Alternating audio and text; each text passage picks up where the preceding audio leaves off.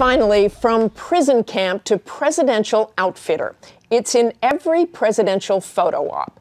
Yet you almost don't notice the perfect cut of the presidential suit. Martin Greenfield, tailored to the president, explains in his new book, Measures of a Man, what's hidden in those presidential pockets. Barack Obama and Michael Bloomberg have at least one thing in common. They're tailored. I dress both sides on the aisle. Martin Greenfield, whose suits are a cut above the rest. This is President Obama's jacket. Only the president. Only for presidents, this stitching here. He dresses Hollywood, too. He made Leo DiCaprio's suits for The Wolf of Wall Street. Paul Newman was a customer of yours. Paul Newman was not a customer, was a friend. Greenfield sewed his first stitch not on 7th Avenue or Savile Row, but in Auschwitz, where his job in the camp laundry kept him alive. And you had never sewn before?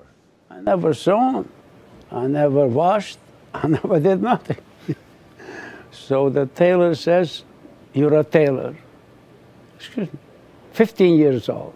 When the Allies finally liberated the camps, he'd lost his whole family. He had little idea that the dashing American general who freed him, Eisenhower, he was like a giant. Would one day become a customer of the Brooklyn tailor who taught Greenfield his craft. When the first time I could touch something for the man that liberated me. Do you know the feeling? Must have been amazing. He couldn't resist slipping notes into Eisenhower's jackets, offering advice on the Suez Crisis. He liked it because he told a reporter about it.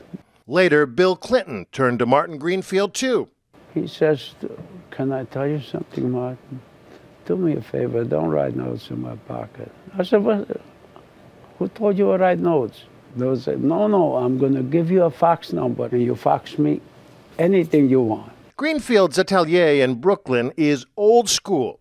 Everything is made the old-fashioned way. About 120 workers, mostly immigrants. Many of them have been working here 20-plus years.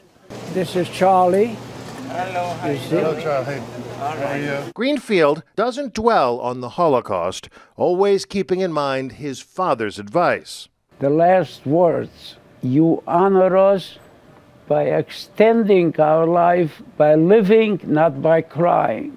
And that's what I do every minute of my day. There's that old saying, the clothes make the man.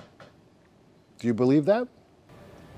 I believe it. But a tailor also knows people in an intimate way, and I suspect that part of you would think that the measure of the man isn't just the clothes. The measure of the man is not just clothes. The measure of the man is more. By any measure, Martin Greenfield is a treasure. Look how that fits him. For this week, David Wright, ABC News, Brooklyn. Our thanks to David. You can read an excerpt of Martin Greenfield's book at abcnews.com/thisweek.